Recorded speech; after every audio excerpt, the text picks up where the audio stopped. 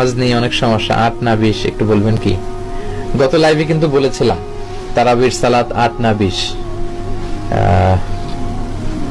বিষ্ণু ইসলাম রমাদান কিংবা রমাদানের বাইরে 11 রাকাতের বেশি পড়তেন না, সেক্ষেত্রে 8 রাকাত পড়তেন তিনি।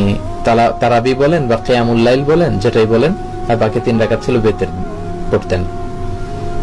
পরবর্তীতে ওমরে ফারুকের সময় উনি সাহাবীদেরকে বিচ্ছিন্ন হয়ে রাত্রিবেলা মসজিদে নামাজ পড়তে দেখে একত্রিত করলেন, তখন থেকে 20 রাকাত চালু হলো।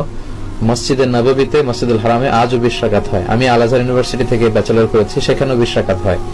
তো যেহেতু এটা ইবাদতের মাস, যত বেশি ইবাদত করা যায় ততই ভালো। সাহাবারা 20 রাকাত করেছেন। সাহাবারা তো আমাদের চেয়ে ইসলামকে ভালো বুঝেছেন। মসজিদুল হারাম, মসজিদ নববীতে আজও 20 রাকাত হয়। মানুষদেরকে যত বেশি সুযোগ দেওয়া যায়, এবং 20 রাকাত হওয়াটাই ভালো। ফলে কারো যদি স্বাস্থ্য খারাপ লাগে, সে চলে গেল বা কিছুক্ষণ বিশ্রাম নিয়ে আবার অংশগ্রহণ করলো।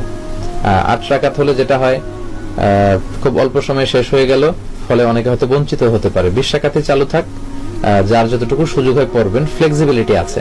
8 রাকাত 20 রাকাত, এখানে আমি বলেছিলাম সম্মানিত ভাইয়েরা,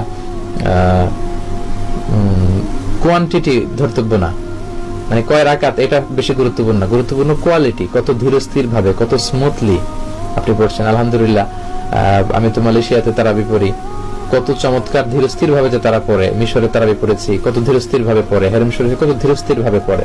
আপনারা দেশে 8 না 20 যারা আমার আলোচনা পছন্দ করেন, আমি তাদেরকে দাবির জায়গা থেকে বলবো, 8 না 20 তারা কেউ এ নিয়ে তর্ক করবেন না। আমার আলোচনা যারা পছন্দ করেন, ইসলামকে যারা পছন্দ করেন, তাদেরকে আমি বলবো, ইয়াং যুবক সমাজ যারা আছো, 8 20 এগুলো আমি তোমাদের মুখে শুনতে চাই না। আমি শুনতে চাই যে কেন বাংলাদেশে এত দ্রুত তারাবি পড়া হয়, এ নিয়ে সবাই কথা বলেন, যে আমরা আস্তে আস্তে পড়বো। আমরা সারা বছর ব্যস্ত থাকি, রমাদানে একটু আমরা দাঁড়িয়ে আল্লাহর সামনে কতটুকু দাঁড়িয়ে থাকা যায়, এই অভ্যাসটা